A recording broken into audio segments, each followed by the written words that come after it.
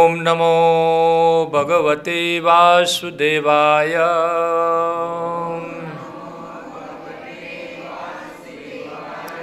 ओम नमो भगवते वासुदेवाय।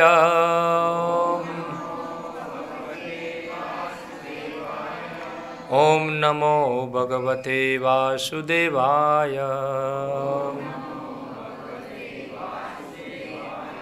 श्रीमद् भगवद गीता यथारूप अध्याय 17 श्लोक संख्या 4 मेरे पीछे दोहराइए। यजन्ते सात्विकाः देवान् यक्ष राक्षसी राजसाः प्रेतान् भूतगणान् च अन्ये यजन्ते तामसाः जनाः। यजन्ते सात्विका देवान् यक्ष रक्षांसि राजसाः प्रेतान् भूतगणाश्चान्ये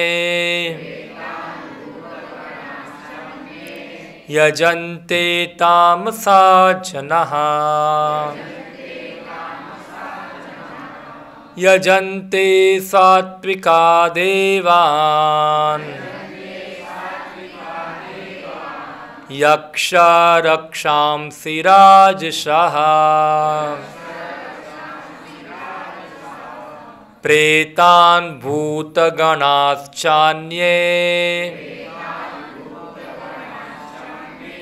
यजन्ते तामसा जनाः। यजन्ते सात्विका देवान् यक्ष रक्षांसि राजसाः प्रेतान् भूतगणाश्चान्ये यजन्ते तामसा जनाः। यजन्ते पूजते हैं सात्विकाः सत्वगुण में स्थित लोग देवान देवताओं को यक्ष रक्षांसि असुर गण को राजसाः रजोगुण में स्थित लोग प्रेतान मृतकों की आत्माओं को भूतगणान भूत को च तथा अन्य यजन्ते पूजते हैं तामसाः तमोगुण में स्थित जनाः लोग। अनुवाद एवं तात्पर्य कृष्ण कृपा मूर्ति अभय चरणारविंद भक्तिवेदांत स्वामी श्री प्रभुपाद द्वारा। शतोगुणी व्यक्ति देवताओं को पूजते हैं, रजोगुणी यक्षों व राक्षसों की पूजा करते हैं और तमोगुणी व्यक्ति भूत प्रेतों को पूजते हैं। तात्पर्य इस श्लोक में भगवान विभिन्न बाह्य कर्मों के अनुसार पूजा करने वालों के प्रकार बता रहे हैं। शास्त्रों के आदेश अनुसार केवल भगवान ही पूजनीय हैं, लेकिन जो शास्त्रों के आदेशों से अभिज्ञ नहीं हैं या उन पर श्रद्धा नहीं रखते, वे अपनी गुण स्थिति के अनुसार विभिन्न वस्तुओं की पूजा करते हैं। जो लोग सतोगुणी हैं वे सामान्यतया देवताओं की पूजा करते हैं। इन देवताओं में ब्रह्मा, शिव तथा अन्य देवता यथा इंद्र, चंद्र तथा सूर्य सम्मिलित है। देवता कई हैं। सतोगुणी लोग किसी विशेष अभिप्राय से किसी विशेष देवता की पूजा करते हैं। इसी प्रकार जो रजोगुणी हैं वे यक्ष राक्षसों की पूजा करते हैं। हमें स्मरण है कि द्वितीय विश्व युद्ध के समय कलकत्ता का एक व्यक्ति हिटलर की पूजा करता था, क्योंकि भला हो उस युद्ध का उसने उसके काले धंधे में प्रचुर धन संचित कर लिया था। इसी प्रकार जो रजोगुणी तथा तमोगुणी होते हैं वे सामान्यतया किसी प्रबल मनुष्य को ईश्वर के रूप में चुन लेते हैं। वे सोचते हैं कि कोई भी व्यक्ति ईश्वर की तरह पूजा जा सकता है और फल एक सा होगा। यहाँ पर इसका स्पष्ट वर्णन है कि रजोगुणी लोग ऐसे देवताओं की सृष्टि करके उन्हें पूजते हैं जो तमोगुणी है, अंधकार में है। वे प्रेतों की पूजा करते हैं। कभी कभी लोग किसी मृत प्राणी की कब्र पर पूजा करते हैं। मैथुन सेवा भी तमोगुणी मानी जाती है। इसी प्रकार भारत के सुदूर ग्रामों में भूतों की पूजा करने वाले हैं। हमने देखा है कि भारत के निम्न जाति के लोग कभी कभी जंगल में जाते हैं और यदि उन्हें इसका पता चलता है कि कोई भूत किसी वृक्ष पर रहता है तो वे उस वृक्ष की पूजा करते हैं और बलि चढ़ाते हैं।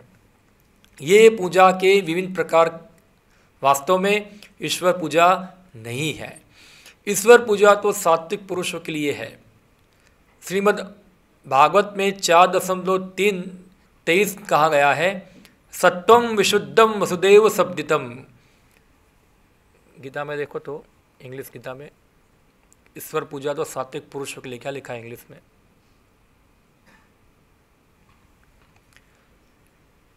तात्पर्य यह है कि जो लोग गुणों से पूर्णतया शुद्ध हो चुके हैं और दिव्य पद को प्राप्त है वे ही भगवान की पूजा कर सकते हैं। निर्विशेषवादी सत्वगुण में स्थित माने जाते हैं और वे पंच देवताओं की पूजा करते हैं। वे भौतिक जगत में निराकार विष्णु को पूजते हैं जो सिद्धांतिकृत विष्णु कहलाते हैं। विष्णु भगवान के विस्तार है, लेकिन निर्विशेषवादी अंततः भगवान में विश्वास ना करने के कारण सोचते हैं कि विष्णु का स्वरूप निराकार ब्रह्म का दूसरा पक्ष है। इसी प्रकार वे यह मानते हैं कि ब्रह्मा जी रजोगुण के निराकार रूप है। अतः वे कभी कभी 5 देवताओं का वर्णन करते हैं जो पूज्य है, लेकिन चूंकि वे लोग निराकार ब्रह्म को ही वास्तविक सत्य मानते हैं इसलिए वे अंततः समस्त पुंज्य वस्तुओं को त्याग देते हैं। निष्कर्ष यह निकलता है कि प्रकृति के विभिन्न गुणों को दिव्य प्रकृति वाले व्यक्तियों की संगति से शुद्ध किया जा सकता है। ओके। ओम अज्ञानतिमिरन्धस्य ज्ञानञ्जनशलाकया चक्षुरुन्मिलितं येन तस्मै श्री गुरवे नमः। श्रीचैतन्यमनोभीष्टं स्थापितं येन भूतले स्वयं रूपः कदा मह्यं ददाति स्वपदान्तिकं। वन्देऽहं श्रीगुरो श्रीयुतपदकमलं श्रीगुरुन् वैष्णवांश्च श्रीरूपं साग्रजातं सहगण रघुनाथं नितं त्वं सजीवं साद्वैतं सावधूतं परिजनसहितं कृष्णचैतन्यदेवं श्रीराधाकृष्णपादान् सहगण ललिता श्रीविशाखान्वितांश्च श्रीकृष्णचैतन्यप्रभु नित्यानन्द श्री अद्वैत गदाधर श्रीवासादि गौरभक्तवृन्द। हरे कृष्णा कृष्णा कृष्णा हरे हरे, हरे राम राम राम हरे हरे। हरे कृष्णा। तो हम लोग 70वां अध्याय पढ़ रहे हैं। इससे पहले हमने देखा था ये अध्याय की शुरुआत कैसे हुई। थोड़ा हम पीछे का कुछ श्लोक जानकर आगे बढ़ते हैं। तो इससे पहले का जो अध्याय था उसके अंदर भगवान ने देवी तथा आसुरी गुणों का वर्णन किया और बताया देवता कौन है और असुर कौन है। तो भगवान ने बताया जो व्यक्ति शास्त्रों के अनुसार कार्य नहीं करता है और जो व्यक्ति अपने मन गढ़ंत तरीके से कार्य करता है वो कौन है? असुर है। यह शास्त्र विधिम उत्सृज्य वर्तते कामकारतः न संसिद्धि वाप्नोति न सुखम नाम परम गति। ना तो उसको सुख प्राप्त होता है ना तो परम गति प्राप्त होती है। फिर आगे भगवान बताए तस्मात् यानी कि इसलिए, तस्मात् शास्त्रम प्रमाणम च, इसलिए क्या है? शास्त्र क्या है? प्रमाण है। कार्यो अवस्थितः, क्या करना है क्या नहीं करना है किससे देखना है? शास्त्र के द्वारा। ज्ञात्वा शास्त्र विधानुक्तम, इसलिए शास्त्रों के ये विधान को जानना है। कर्मा कर्तुम अर्हसि। हे अर्जुन, तुम इस प्रकार शास्त्रों को जानकर क्या करना है क्या नहीं करना है वो जानकर उस प्रकार से क्या करो, कार्य करो।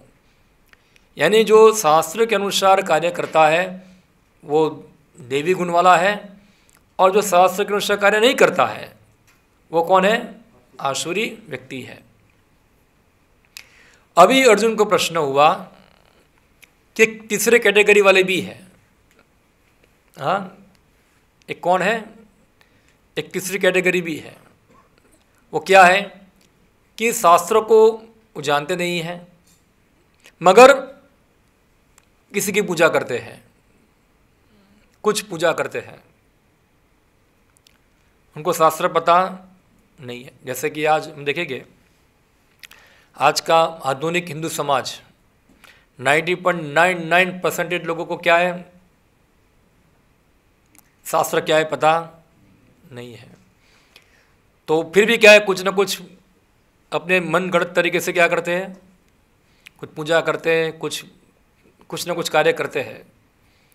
तो अर्जुन पूछता है कि उन लोगों की स्थिति कौन सी है, क्या ये करने से उनका आध्यात्मिक प्रगति हो गया कि नहीं होगा, क्या है उनकी स्थिति। हाँ, तस्य श्रद्धा का कृष्ण। तो अर्जुन को पूछा है, अर्जुन ने पूछा ऐसा कि हे कृष्ण, जो व्यक्ति इस प्रकार पूजा करते हैं उनकी श्रद्धा वो पूजा में किस प्रकार की है, क्या वो सात्विक पूजा है, क्या राजसिक है या तामसिक है। फिर भगवान उत्तर देते हैं, हर व्यक्ति एक विशेष प्रकार की श्रद्धा लेके पैदा होता है।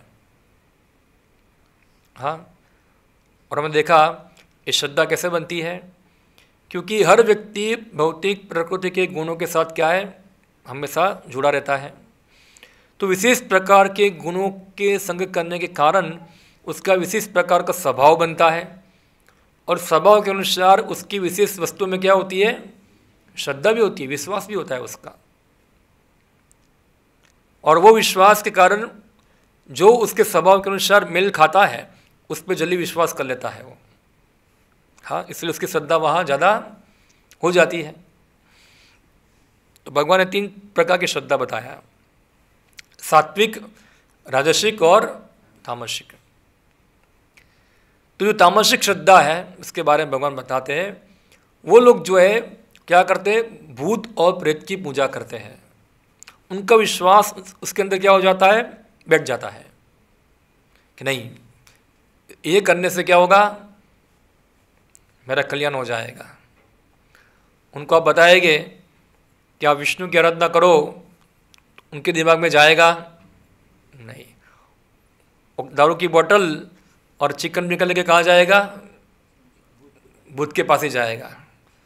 विष्णु के लिए फूल लेके आएगा नहीं, कि उसकी श्रद्धा क्या है, तामसिक है। तो ऐसे तामसिक प्रकृति वाले जो है वो हमेशा क्या करते हैं, ऐसे भूत और प्रेतों की आराधना करते हैं। तात्पर्य मैंने पढ़ा, ऐसे बहुत सारे जो हैं जो गांव में दूर रहते हैं, हाँ, देहात के अंदर, और वहाँ उनको पता चला कि ये पेड़ के ऊपर कोई भूत रहता है। अभी ये भी एक प्रश्न है कि भूत है कि नहीं है। तो गीता के अनुसार तो भगवान बताते भूत तो है। भूत क्या, एक प्रकार की योनि है। 84 लाख योनि में एक योनि क्या है, भूत की है, प्रेत की है। और भूत और प्रेत कौन बनता है, तो जो अलग अलग कारण से उनको स्थूल शरीर नहीं मिलता है, जिनको स्थूल शरीर प्राप्त नहीं होता है। आत्मा का 2 प्रकार का शरीर होता है, एक स्थूल और एक सूक्ष्म।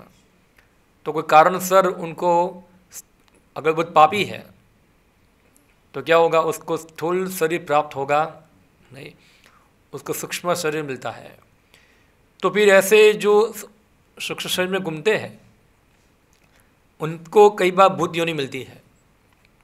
वो आदमी से, जो सामान्य मनुष्य है, उनसे ज़्यादा शक्तिशाली होते हैं वो, क्योंकि वो हमेशा सूक्ष्म जगह पे कार्य करते हैं। तो ऐसे लोग जो होते हैं, जो लोग की श्रद्धा तामसिक है, तो ऐसे भूत प्रेतों की आराधना करने के लिए वहाँ जाते हैं। तो आप देखते हैं अभी थोड़े दिन के बाद दिवाली आएगी। दिवाली से एक दिन पहले कौन सा दिन होता है? उसमें करते क्या है? हाँ, तो आप देखोगे तो जो तांत्रिक होते हैं, हाँ, तांत्रिक लोग होते हैं ऐसे ही सब काली विद्या या तो कुछ जादू टोना करते हैं और इस प्रकार से क्या करते हैं, ये सब पूजा वूजा करना चालू करते हैं। कुछ हम देखा होगा आपने, कुछ इधर रास्ते में क्या गोल सर्कल बनाते हैं और उसमें कुछ नींबू रखते हैं, मिर्ची रखते हैं या कुछ भजिया भजिया बना के रखते हैं उसके अंदर भूत को खिलाते हैं, बलि देते हैं उसको। हाँ, तो ये सब क्या है? ये सब तामसिक वर्शिप है। इनकी श्रद्धा किसमें है? उनको ऐसा है कि ऐसा करने से क्या हो जाएगा, हमारा काम हो जाएगा। तो ऐसे लोग जो होते हैं कई बार क्या करते हैं, तो बलि भी करते हैं। बलि भी करते हैं। किसकी बलि करते हैं? तो पशुओं की बलि करते हैं। रिसेंटली हमने देखा था न्यूज़पेपर के अंदर, भाई बहन ने अपने भाई की बलि कर दी। आया था, देखा था आपने अभी थोड़े दिन पहले ही, नवरात्रि के समय में दो भाई बहन ने मिलकर क्या कर दिया, उसके भाई को मार दिया, उसका बलि कर दिया। क्यों? तामसिक प्रकृति वाले। इधर हमारे इधर गांव में ड्रोल के पास नजीक में ही है। तो ये सब क्या है? ये सब तामसिक प्रकृति है। और ऐसे लोग जो होते हैं, ऐसे बुआ लोग होंगे, ऐसा आपको पता होगा, सब बुआ तांत्रिक वहाँ जाते और उनसे बोले कि हमको ये करना है, वो थोड़ा ऐसा थोड़ा धुनेंगे, ऐसा आपको धुनाएंगे थोड़ा, और फिर कुछ बोले कि चलो ये कर लो वो कर लो, और लोगों की श्रद्धा बढ़ जाती है उसके अंदर, नहीं ये करने से हमारा काम हो जाएगा। और आपको पता होगा हमारे जामनगर में धंधा अच्छा चलता है वो, और दाना डालने का, पता है आपको? सब दाना डालने के लिए जाते हैं। पता नहीं मुझे, मैं अभी तक इसमें क्या होता है मुझे पता नहीं, क्या दाना डालते हैं इसके अंदर मगर ऐसे लोग हैं। कुछ बीमारी हो गई, कुछ समस्या है, तो क्या करो, जाओ। तो उनकी श्रद्धा किस में है? ऐसे भूत प्रेतों में है। उनकी श्रद्धा भगवान में नहीं है। उनको विश्वास नहीं है कि भगवान कृष्ण हमारा काम ये कर सकते हैं। उनकी श्रद्धा किस में है? भूतों में है। तो वहाँ जाएंगे और इस प्रकार उनसे अपना काम निकालने का प्रयत्न करते हैं वहाँ। मगर ये क्या है? पूरा तामसिक बुद्धि है, पूरा तामसिक बुद्धि है। और ये तामसिक बुद्धि जो है वो खुद को भी हानि पहुँचाते हैं, अन्यों को भी हानि पहुँचाते हैं। हाँ, खुद को भी हानि पहुँचाना है, दूसरों को भी हानि पहुँचाना है। तो ये भगवान जो है बताते हैं, इस प्रकार की पूजा करने से किसी का कोई आध्यात्मिक प्रगति होगा नहीं, पूरा अंधकार में है ये, और मृत्यु के बाद तो नरक में जाएगा वो, भूत योनि में ही, क्योंकि भूतों को पूजा करता कहाँ जाएगा वो? गीता में भगवान क्या बताए?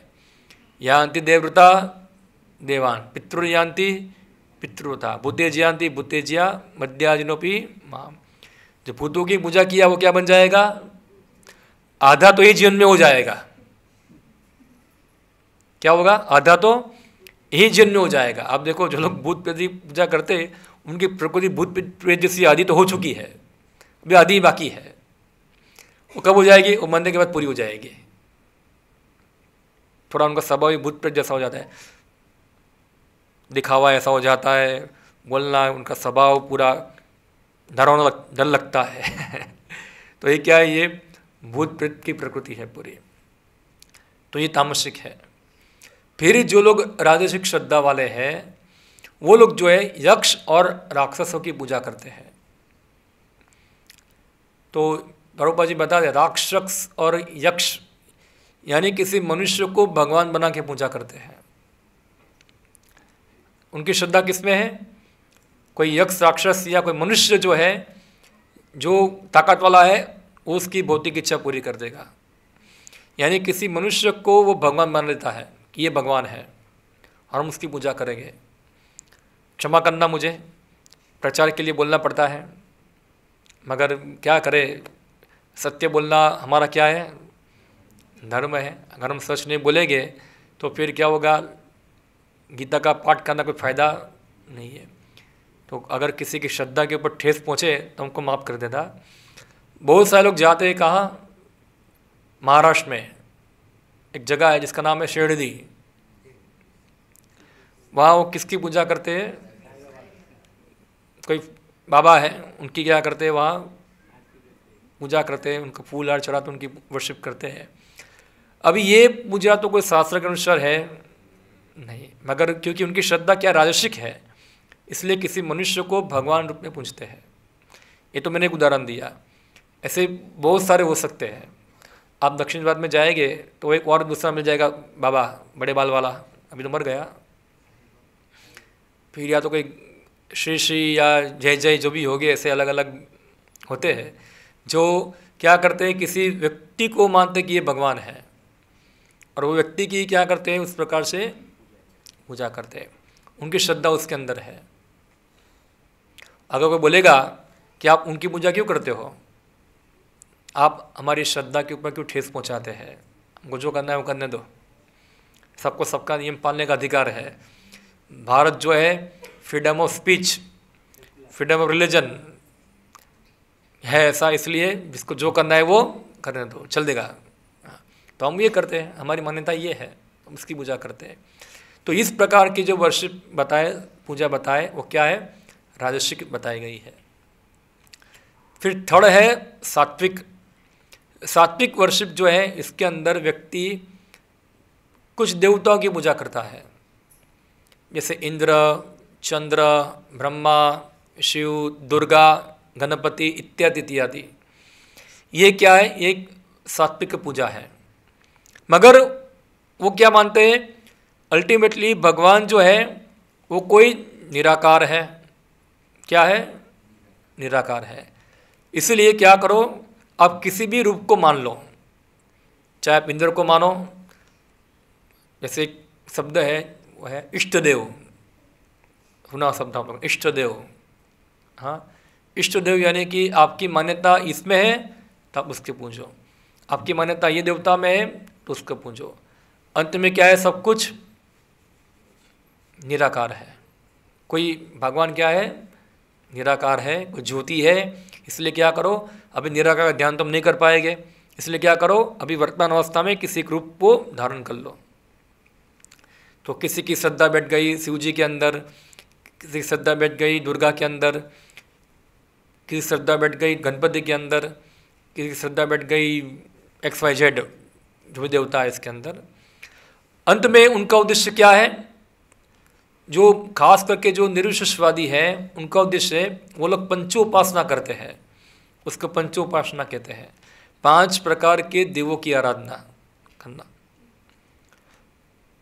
उनका लक्ष्य क्या है, अंत में हम ब्रह्म में लीन होना चाहते हैं, यानी कि हम निवृत्त ब्रह्म के अंदर लीन होकर मुक्ति प्राप्त करना चाहते हैं।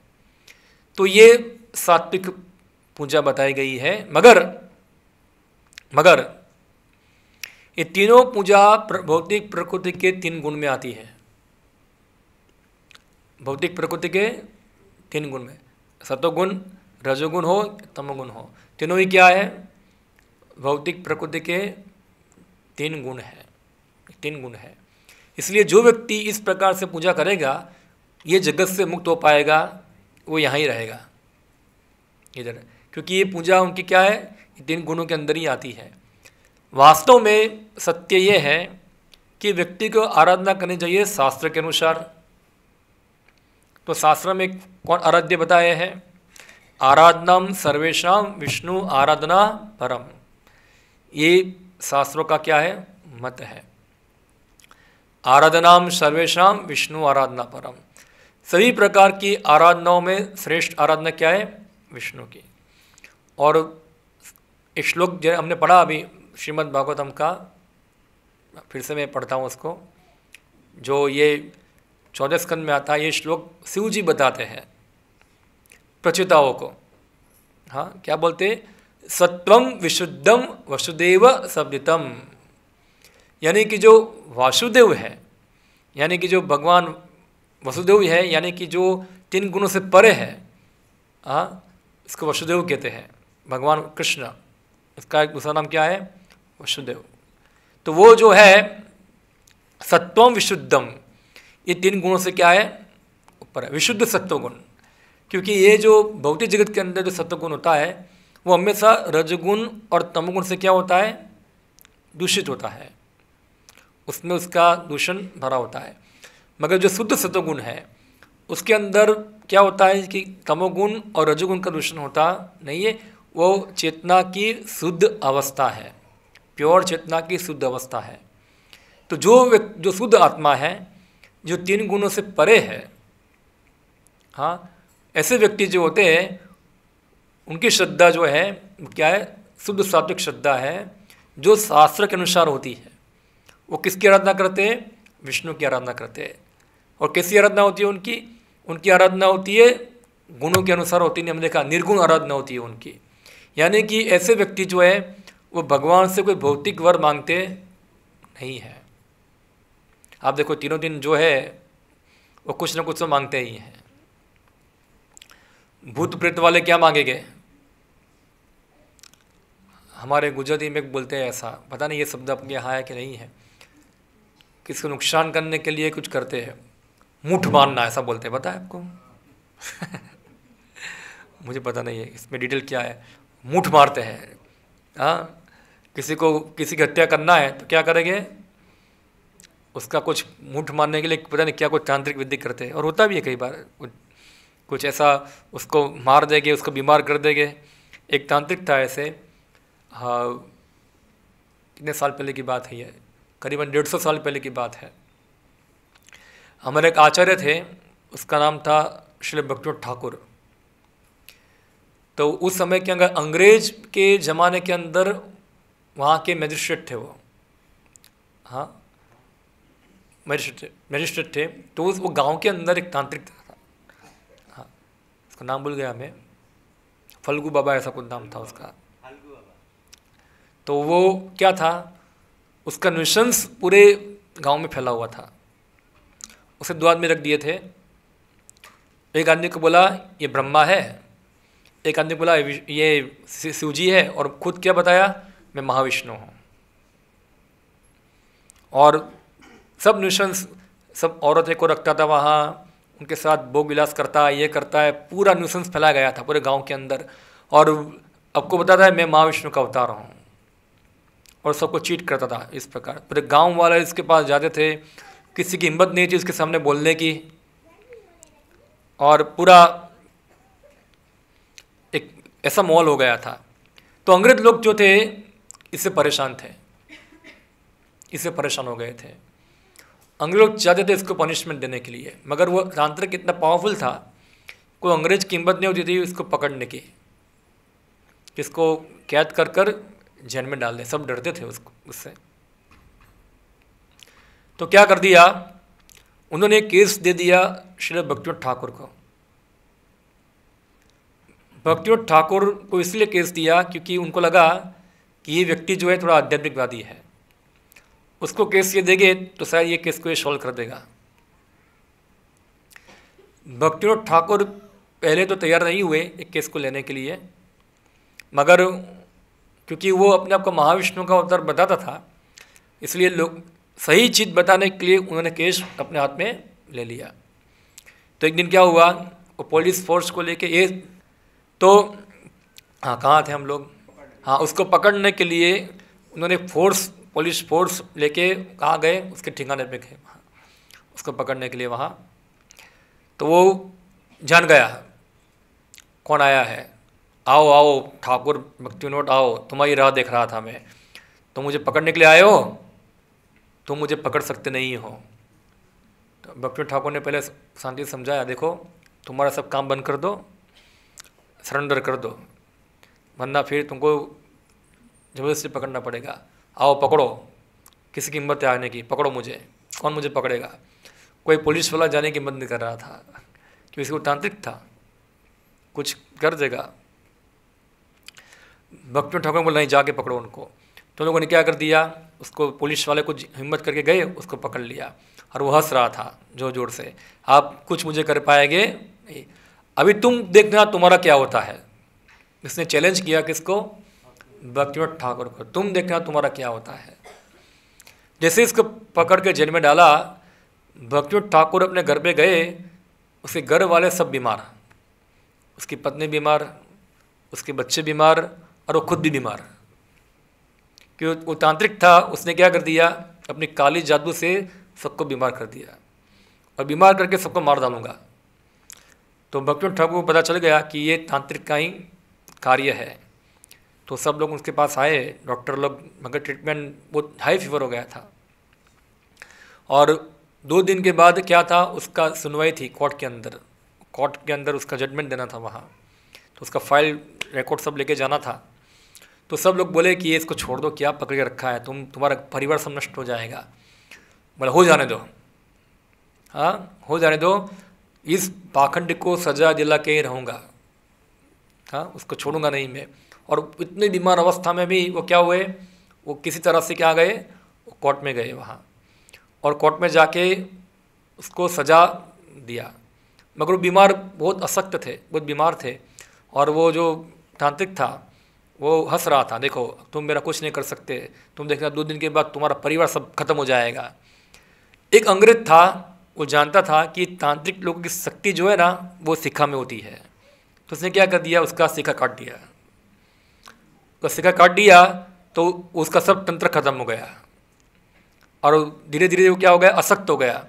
जेल में डाल दिया उसको पकड़ कर, और धीरे धीरे उनके जो परिवार वाले क्या हो गए, अच्छे हो गए। और तांत्रिक कुछ दिन जिंदा रहा, फिर मर गया अंदर।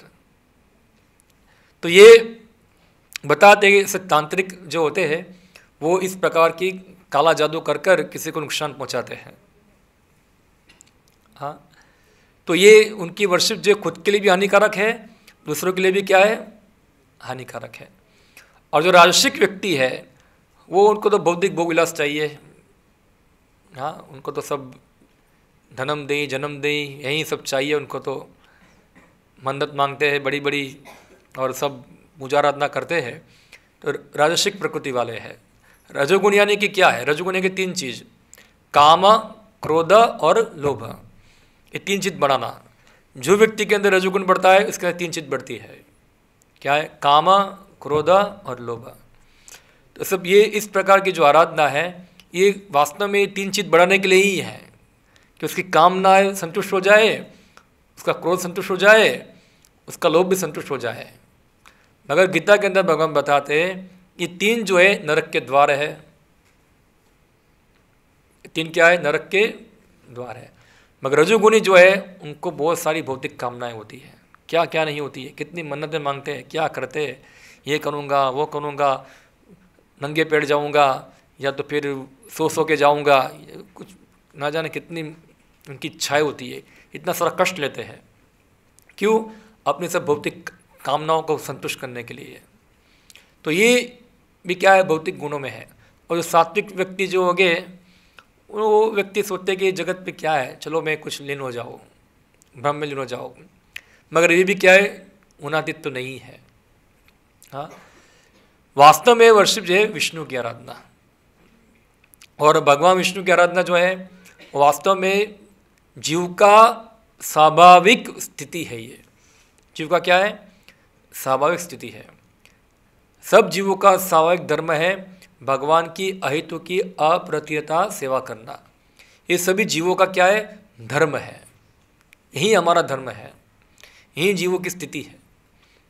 और यही स्थिति के अंदर जीवात्मा पूर्ण आनंद में, पूर्ण संतुष्ट में रह सकता है। इसलिए इस प्रकार की आराधना क्या है, शुद्ध सात्विक है, क्योंकि वो हमको हमारे वास्तविक स्वरूप में पहुंचाती है। हाँ, और जो व्यक्ति इस प्रकार की आराधना में लगे हुए हैं उनको ये 3 प्रकार की व्यक्ति जो है कभी इसको नुकसान पहुंचा सकती नहीं है। कई बार हम देखते हैं वो लोग डरते हैं कई बार। कैसे, अगर शास्त्र में पढ़ा कृष्ण भगवान है, जान लिया, पहले क्या था, खुद के गुणों के अनुसार किसी किसी की पूजा करते थे। अभी इस कृष्ण भगवान ने जान लिया तो डर लगता है कि अभी पहले जो पूजा कर रहा था उसको छोड़ दूंगा तो क्या होगा, मेरा भूखा निकाल देंगे। क्या करेंगे, पूरा परेशान कर देंगे। पहले बुद्ध पे जो की पूजा कर रहा था, बुद्ध की पूजा नहीं किया और कृष्ण की पूजा की तो बुद्ध तो मेरे पास ही आएगा, ऐसा है वहाँ। और क्या करेगा, मुझे मार देगा, डर लगता है उसको, इसलिए विष्णु की पूजा भी करो, साथ साथ बुद्ध की पूजा भी करो। हरे कृष्णा। तो भक्तों का सेवा थोड़ा बढ़ गया है तो मोबाइल ले लो उनका, घंटा बजा उनका, किसका फ़ोन बजा, दे दो फ़ोन उनको।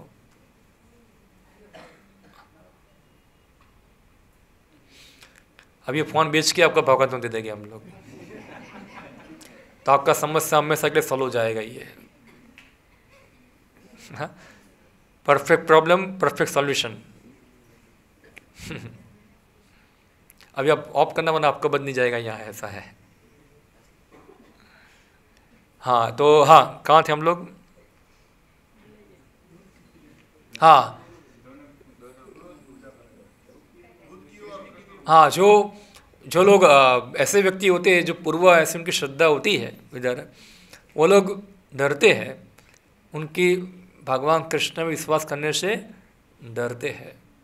तो हम देखते हैं कि वो भूत हमारा भूखा निकल देगा। हाँ, इसलिए भूत को भी राजी रखो, इसको भी राजी रखो, जाके इस मसल में जाके कुछ तांत्रिक भी कर दो, कभी मंदिर में आके हरे कृष्णा भी कर दो, चलेगा दोनों। मगर हमको समझना चाहिए कि जो व्यक्ति शुद्ध सात्विक पथ पे चलता है वहाँ, उसको ये तामसिक वस्तु जो है कभी नष्ट कर सकती नहीं है। हाँ, एक्चुअल में जो भूत प्रेत जो होते हैं वैसे व्यक्ति को पकड़ते हैं जो तामसिक प्रकृति वाले हैं, जो अशुद्ध रहते हैं। हाँ, और इवन कोई ऐसा कोई करेगा भी तो भगवान विष्णु के भक्तों को कोई परेशान कर सकता नहीं है। शास्त्र बताते हैं, भगवान यमराज खुद बताए यमदूतों को। हाँ, जो व्यक्ति विष्णु तिलक धारण किया है, जिनके गले में कंठी है, इसके मुख में क्या है, भगवान विष्णु का नाम है, गलती से भी उनके पास जाना मत। हाँ, गलती से भी उसके पास जाना मत, वरना क्या होगा, तुम परेशान में हो जाओगे वहाँ। क्योंकि जो विष्णु भक्त है, जो विष्णु भक्तों को हमेशा रक्षा प्रदान करते भगवान का चक्र, इसका नाम क्या है, सुदर्शन। इसका ताप इतना भयंकर है ना कि जो असुर लोग जो है कभी इसको सहन सह सकते नहीं है। आप देखो, कथा आती है भागवतम में, वो दुर्वासा मुनि बहुत बड़े योगी थे, उसने अम्बरीश महाराज को मारने के लिए एक भूत बनाया। हाँ, भागवतम में आता है, अम्बरीश महाराज एक भगवान के महान भक्त थे। थोड़ा कुछ टाइमिंग में गड़बड़ी हो गया तो अपना तांत्रिक विद्या दिखाने के लिए क्या कर दिया, योग शक्ति से एक बाल तोड़ा और एक भूत बना दिया। जाओ, भूत को बोला अम्बरीश महाराज को मार दो। तो भूत क्या है, अम्बरीश महाराज को मारने के लिए आया। मगर अम्बरीश महाराज जो थे वो भगवान के महान भक्त थे, और भक्तों का एक लक्षण क्या होता है पता है, कि वो कभी भी विचलित नहीं होते हैं। क्या होता है, खास करके जब उनके ऊपर कुछ आता है संकट, उसमें वो ज़्यादा विचलित होते, वो स्थिर रहते हैं। कोई चाकू लेके मारने आएगा तो इतना डिस्टर्ब नहीं होते कि हाँ मारेगा, शांति से खड़े रह गए, क्या है देखते, क्योंकि उनको विश्वास है पूरा कि विष्णु की या भगवान की इच्छा के बिना ये मुझे चाकू मार पाएगा नहीं। वो मार देगा तो भगवान की इच्छा होगी, और अगर भगवान की इच्छा के नहीं मारे तो कुछ नहीं कर पाएगा। इसलिए क्या होगा, वो शांत रहते हैं, वो इतना विचलित होते बैठे रहते हैं वहाँ। तो अम्बरीश महाराज भी जो थे वैसे महान भक्त थे, इसलिए क्या था कि वो विचलित हुए बैठे रहे वहाँ, देखते रहे, भगवान का स्मरण किया। मगर भगवान जो थे खुद बताए गीता के अंदर कि वो भक्तों का क्या करते, रक्षा करते हैं।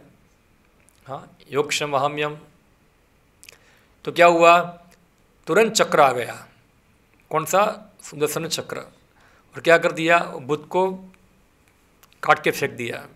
और वो चक्र गया किसके पीछे, दुर्वासा मुनि के पीछे, उसको मारने के लिए। दुर्वासा मुनि भागते भागते बहुत जगह पे गए, शिव जी के पास गए, ब्रह्मा के पास गए, सब लोगों को मना कर दिया।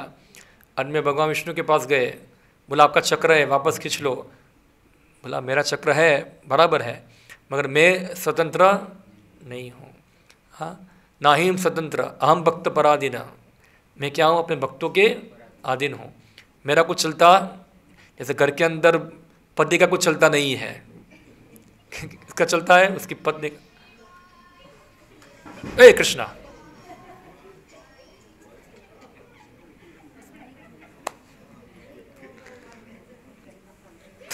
सिर पर फूट जाएगा किसी का। इससे अच्छा है कि मोबाइल बंद कर देना चाहिए, तो इतना एक्शन रिएक्शन नहीं होगा, ऐसा है कुछ। वरना मोबाइल बच गया, इसका कर्म फल क्या होगा, सिर फट जाएगा, नई समस्या खड़ी हो जाएगी। क्यों आप लोग कर देते नहीं, ये खाली स्विच ऑफ करने में क्या जाता है, इतना सिंपल चीज़ है, इतना सरल उपाय है। मोबाइल को खाली क्या करना है, थोड़ा साइलेंट कर देना है, एकदम सिंपल चीज़ है। मगर हमको लगता है कि हमारा फ़ोन बजने वाला हमारा ही बजेगा, जो सोचते हैं कि मेरा नहीं बजेगा उसका ही बजता है, इसलिए थोड़ा साइलेंट कर दीजिए, थोड़ा सोबर बनिए। आप लोग तो के इतने अच्छे लोग हैं, आप लोग तो इतना अच्छा यहाँ तक आते, इतना आपको आप लोग की श्रद्धा है, क्यों थोड़े के लिए अपना स्वभाव बिगाड़ रहे हैं इतना। थोड़ा सात्विक चित्त में आओ ना। ये जो देखो, जो सात्विक व्यक्ति होता है ना, वो एक बार सोने समझ जाता है, उसको फर्स्ट क्लास व्यक्ति कहते हैं। एक बार ऑर्डर दिया वो करेगा। सेकंड क्लास क्या करता है, दूसरे का फ़ोन बजता है ना, वो देख के समझ जाता है कि मेरा भी ले लेंगे, मैं भी बंद करता हूँ, ऐसा है। और थर्ड क्लास क्या होगा, बार बार बजेगा भी, बंद नहीं करेगा वो। तो आप कौन से बुद्धिशाली है बोलो? हाँ, तो आपको ये कम से कम थोड़ा एक कॉमन सेंस होना चाहिए कि भाई थोड़ा मंदिर आते हैं, थोड़ा एक साइलेंट का एक बटन दबा देते हैं हम लोग, सिंपल। तो ये अमरीश महाराज हाँ जो थे, उनका कुछ कर पाया नहीं। वो विष्णु भगवान बताए, हम भक्त पराधीन, मैं तो क्या हूँ भगवान के, मैं तो भक्तों के अधीन हूँ।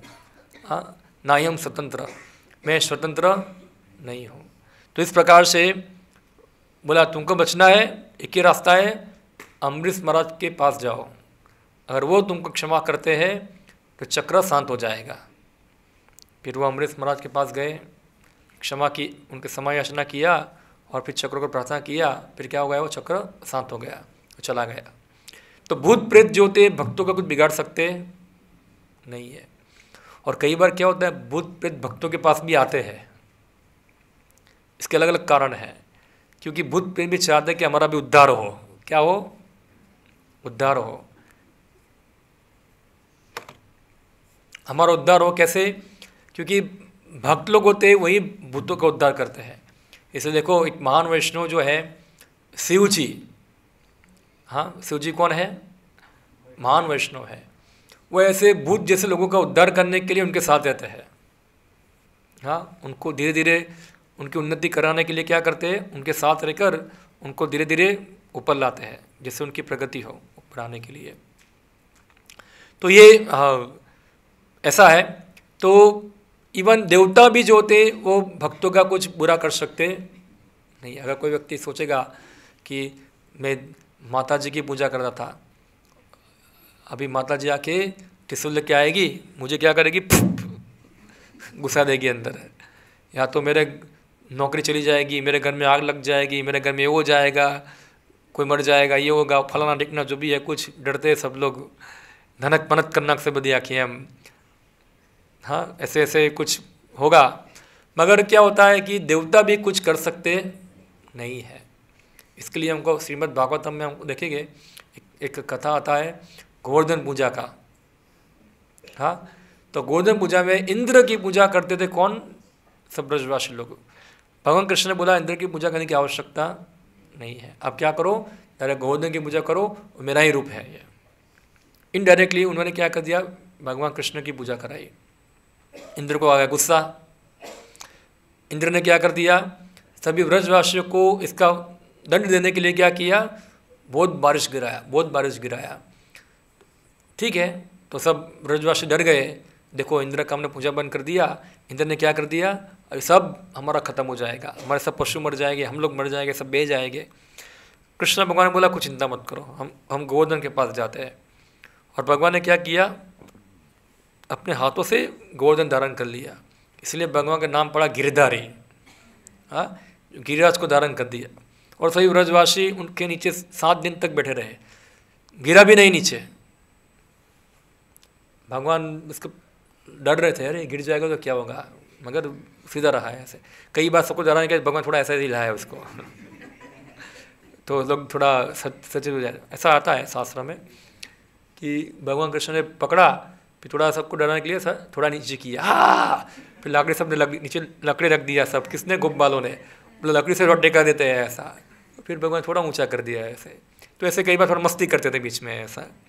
तो ये गोवर्धन धारण किया इस प्रकार, तो सभी देवता जो थे वो कुछ नहीं कर पाए, कुछ नहीं कर सकते। हाँ, इसलिए जो लोग भगवान विष्णु की आराधना करते हैं उनको ये सब भौतिक गुणों से डरने की आवश्यकता होती नहीं है। एक्चुअल में वास्तव में जो सही देवता है वो तो प्रसन्न होते हैं, प्रसन्न होते हैं, क्योंकि उनका जो सेवा है वो पूरा हो रहा है, क्योंकि उनको नियुक्त किया गया है इसलिए कि जीव जो है उसको यहाँ से भौतिक जगत से बाहर निकालना है। और कैसे निकलेगा वो, भगवान की शुद्ध भक्ति कर कर, और उसके अलावा कोई उपाय तो नहीं है। इसलिए शास्त्र बताते हैं विष्णु आराधना, और यही हमारा जीव का धर्म है। अगर हम वास्तव में हमारा रियल स्वभाव जो है सत्य चित आनंद, रियल हैप्पीनेस चाहते हैं, रियल आनंद चाहते हैं, रियल शांति चाहते हैं, तो कहाँ मिलेगी वो, कृष्ण की आराधना में। क्योंकि कृष्ण की आराधना में क्या है, हमको हमारा भोक्ता बनने का स्वभाव त्यागना होगा। इसलिए हम देखते हैं कोई व्यक्ति कृष्ण की आराधना में आता नहीं, क्योंकि जितनी भी अन्य आराधना है उसमें क्या भाव है, मैं भोक्ता हूँ। हाँ, चाहे वो भूत प्रेतों की पूजा करेगा, चाहे किसी मनुष्य की पूजा करेगा, या तो फिर कोई देवताओं की पूजा करेगा, भाव क्या है, मैं भोक्ता हूँ, मैं ईश्वर हूँ, मैं क्या करूँगा, ये सब चीज़ प्राप्त करके उस चीज़ों में से क्या लूँगा, आनंद लूँगा। गाड़ी बंगला नौकर चाकर ये वे सब चाहिए मुझे, पद चाहिए, प्रतिष्ठा चाहिए, तो ये सब क्या है, ये सब चीज़ों से व्यक्ति आनंद लेना चाहता है जगत के अंदर। हाँ, मरते दम तक क्या चाहिए उसको, चीज़ों में आनंद। तो ये भोक्ता बनने की भावना है, और जब तक ये भोक्ता बनने की भावना हमारे हृदय में रहेगी तब तक हमको शांति नहीं मिलेगी। हाँ, यही दूषण छुपा हुआ है यहाँ। इसलिए बताते हैं भुक्ति मुक्ति जो है पिचासिनी हृदय वर्तते, दो प्रकार की डाइन रहती है हृदय के अंदर। पहली है भुक्ति, भुक्ति यानी कि भुक्ता बनने की भावना जो हृदय में बहुत गहरी है, और दूसरी है मुक्ति की भावना, भोग कर करके थक गए, अभी उसे निवृत्त होना है, सब बेकार है। तो ये भोग करने की दूसरा तरीका है। ये एक पॉजिटिव है, एक नेगेटिव है। इच्छा क्या है, केंद्र बिंदु में खुद ही है कि मैं अभी भोग नहीं कर सकता, इसलिए क्या करता हूँ, उसको त्याग करता हूँ, तो उससे छूटना चाहता है, मुक्त होना चाहता है। तो मुक्ति और भुक्ति दोनों ही क्या है, पिचासिनी है, जो कहाँ रहती है, हमारे हृदय में रहती है। जब तक ये भुक्ति और मुक्ति की पिचासिनी हृदय में रहेगी, वो भक्ति करने का जो सुख है, जो आनंद है, वो व्यक्ति महसूस कर पाएगा नहीं। भक्ति, प्रसाद अच्छा था, मज़ा आ गया, खाली प्रसाद में मज़ा आया, बाकी सब में मज़ा आया नहीं। तो क्या है, ये भौतिक गुणों में है। तो भक्ति में तो प्रत्येक क्षण आनंदम बुद्धिवदनम प्रतिपदम पूर्णामृत स्वादनम सर्वात्म सपनम परम विजयते श्री कृष्ण संकीर्तनम। प्रत्येक पद पर क्या होता है, व्यक्ति का भगवान की सेवा का आनंद बढ़ता ही जाता है, बढ़ता ही जाता है, बढ़ता ही जाता है, वो कभी कम होता नहीं। अगर हमारे हृदय में भक्ति मुक्ति रहती है तो हम ये आनंद को अनुभव नहीं कर पाएंगे। हाँ, एक बार कोई व्यक्ति भक्ति मुक्ति छोड़कर भगवान की सेवा करने का निस्वार्थ शरणागति की सेवा करता है, अपने आप व्यक्ति को क्या होगा, आनंद की प्राप्ति होगी। और जब व्यक्ति को आनंद आता है तो क्या करता है, क्या करता है, क्या करेगा, रोएगा गाएगा नाचेगा, क्या करेगा, वही करेगा ना नाचेगा गाएगा रोएगा वही करेगा। ये क्या है, आनंद के लक्षण है सब, नाचेगा गाएगा ये सब लक्षण है, पर ये कृत्रिम भी नहीं है। हाँ, कृत्रिम में नहीं होते। कृत्रिम कोई व्यक्ति नाचता है गाता है, मगर क्या होता है, ये आर्टिफिशियल होता है, कृत्रिम तरीके से करता है। अभी नाचता गाता है, घर जाके रोता है, फिर कल क्या खाऊंगा, कल क्या पीऊँगा सब चिंता लेके घूमता है इधर। मगर भगवान की भक्ति में क्या है, ऐसा नहीं है। प्रत्येक क्षण क्या होता है, आनंदम बुद्धिवर्धनम, क्योंकि उसमें कोई डर नहीं है। क्या नहीं है, कोई भय भय नहीं है किसी का। बाकी सबको क्या लगता है, भय लगता है। हाँ, मेरा क्या होगा, कल क्या होगा, क्या होगा, सब भयभीत होते हैं। मगर जो भगवान के शरणागत भक्त हैं उनको कोई भय होता नहीं। क्या होगा, क्या होगा, भय किसको होता है, जो इंद्र तृप्ति करते हैं उनको भय होता है, क्योंकि क्या होगा, उनके कर्म फल से उनको अन्य निम्न योनि में जाना पड़ेगा। अभी जो लोग भगवान की शरणागति लिया है उनको किसी से भयभीत होने की आवश्यकता, उनको एक ही चीज़ का भय है। क्या भय है, कि हमारा मन में से भगवान का विस्मरण ना हो जाए, यही चीज़ का भय रहता है कि हम कृष्ण को ना भूल जाए। वही भय उनको सताता है। बाकी और कोई भय, ना तो उनको भूत से भय है, ना तो अन्य व्यक्ति से भय है, ना अन्य किसी भौतिक वस्तु से भय है। उनको भय यही है कि कृष्ण विस्मरण ना हो जाए हमारा। और ये सबसे बड़ा हानि है, नुकसान है, जो अभी हम भुगत रहे हैं। अभी हमारा जो पनिशमेंट है वो क्या है पता है, हम भगवान को भूले हुए हैं। मगर हमको क्या लगता है, सब कुछ नॉर्मल है। सब कुछ नॉर्मल नहीं है। नॉर्मल कब होगा, जब पूर्ण कृष्ण चेतना में होंगे। तो ये हमको, ये हमारा स्वाभाविक है, ये हमारा धर्म है, ये हमारा नेचर है। तो हमको वापस उस स्वभाव में आना है, तभी हम भक्ति का पूर्ण आनंद महसूस कर पाएंगे। और हम देखेंगे कि हम धीरे धीरे आध्यात्मिक उन्नति करेंगे। हाँ, तो ये एक दिन थोड़ा प्रोसेस को फॉलो करना पड़ता है। एक दिन दो दिन में नहीं हो जाएगा। पूरा एक विधि है, पूरा भक्ति योग का पूरा विधि है। श्रवणम, कीर्तनम, विष्णु स्मरणम, पूरा प्रोसेस फॉलो करना होता है। जितना हम गंभीरता से विधि को पालन करते हैं उतना परिणाम हम महसूस करते हैं। हाँ, तो भक्ति बहुत सिंपल है, इतना मुश्किल तो नहीं है। नहीं है कि आपको जंगल में जाना है, सिर नीचे करना है और पैर ऊपर करना है, ऐसा करना है। या तो आपको आग लगाना है चारों तरफ और सब कपड़ा निकाल कर गर्मी के अंदर बैठ जाना है। सिंपल है। क्या है, भगवान के नाम को उच्चारण करना है, हरे कृष्णा कृष्णा कृष्णा हरे हरे, हरे राम राम राम हरे हरे। यहाँ से भक्ति चालू होती है। तो ये हरे कृष्णा बोलने में कुछ कष्ट लगता है क्या? अरे मैंने हरे कृष्णा बोल दिया, मेरा एक एनर्जी बर्बाद हो गया, ऐसा होता है? हाँ, तो ऐसा तो नहीं है। जो बहुत पापी होगा, बहुत पत्थर जैसा होगा, वही व्यक्ति भगवान का नाम नहीं बोलेगा। हाँ, हम बोलेंगे हरे कृष्ण बोलो, मुंह में से भगवान का नाम बोलेगा, ये बहुत पापी है, भगवान नाम निकलता नहीं है।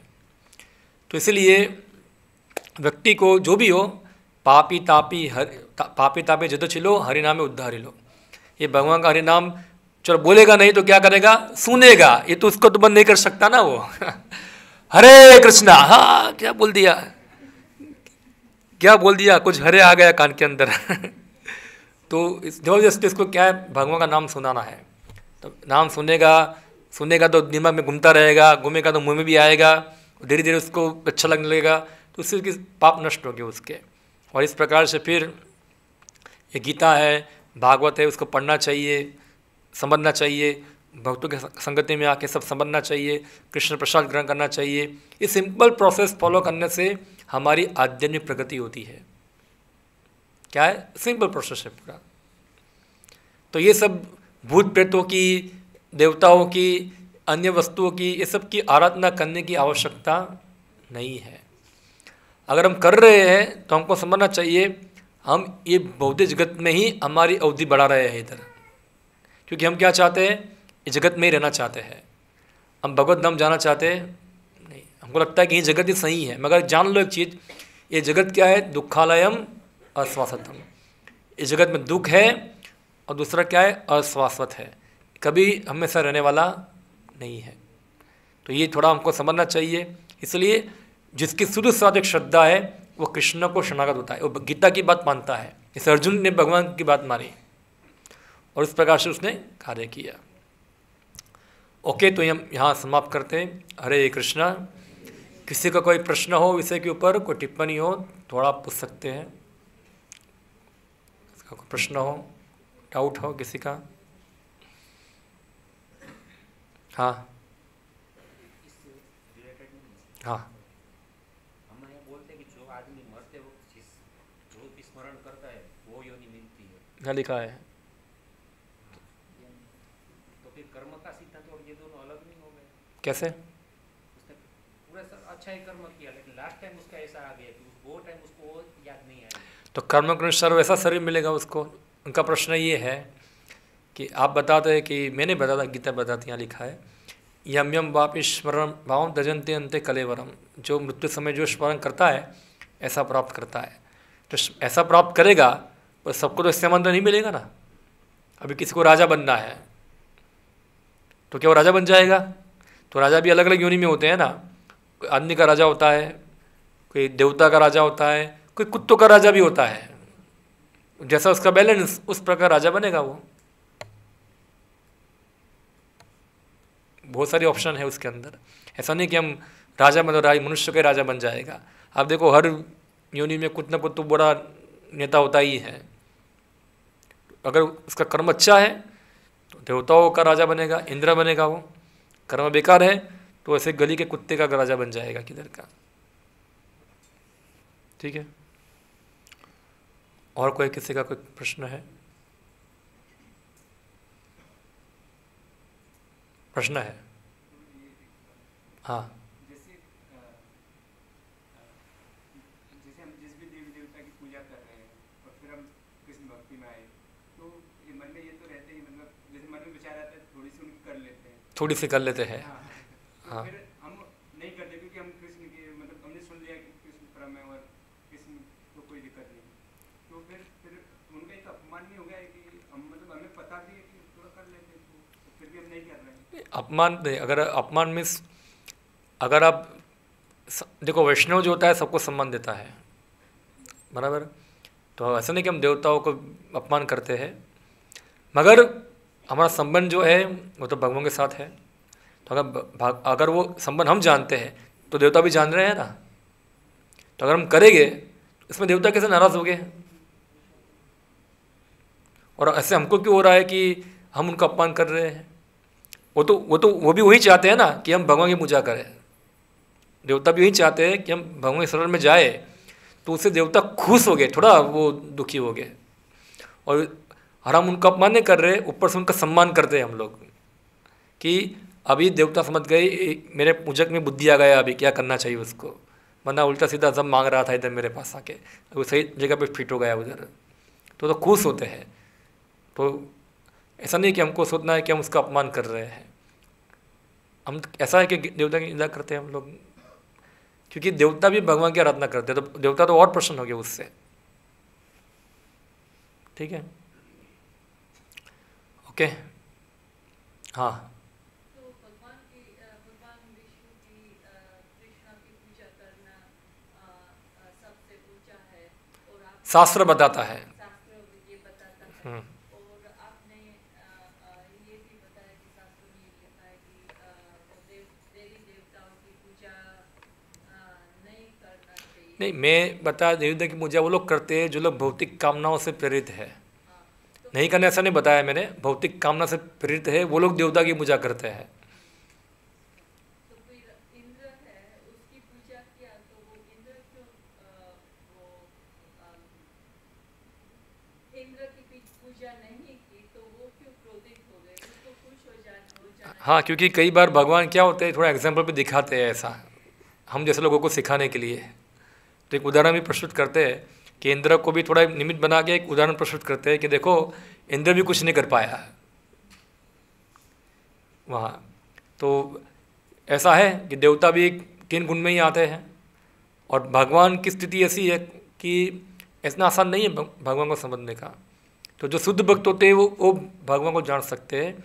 और भगवान लीला दिखाते हैं कि वह देवताओं के लिए मुश्किल है मुझे समझना। इंद्र ने सुना है, देखो आप भागवतम पढ़िए, इंद्र खुद आया था जब भगवान कृष्ण देव के गर्भ में थे। इंद्र आए, ब्रह्मा जी सब आए थे, सब ने स्तुति किया, भगवान आप प्रकट होने वाले हैं, अब ये हो जाएगा वो हो जाएगा, पूरा गुणगान गया है उनका। जब भगवान प्रकट हुए तो फूल भी बरसाए सब उनके ऊपर। फिर क्यों मोहित हो गया? क्योंकि भगवान की शक्ति है, मोहियत तस्रो। फिर से इंद्र ने माफ़ी मांग लिया, भगवान मैंने क्षमा कर दिया, क्षमा कर दो मुझे। गाय को लेके आया, सुरभि गाय को लेके आया, भगवान का अभिषेक किया। फिर बोला भगवान आप ही भगवान हो, मैं तो क्या हूँ, इंद्र हूँ, मुझसे गलती हो गया, आपने मुझे सिंहासन में बिठाया है, क्षमा कर देना। ठीक है, भगवान क्षमा कर दिया। फिर दूसरी बार भगवान अपनी पत्नी सत्यभामा को लेके गए स्वर्गलोक के अंदर। सत्यभामा ने बोला ये फूल अच्छा है, तोड़ दो, तोड़ दो, तोड़ लिया। इंद्र बोला ए क्या कर रहे हो, फूल स्वर्ग का लेके जा रहे हो, किसको पूछा, किसको पूछा? सब संपत्ति किसकी है? भगवान की है। तो भगवान अपना ही चीज ले रहे हैं।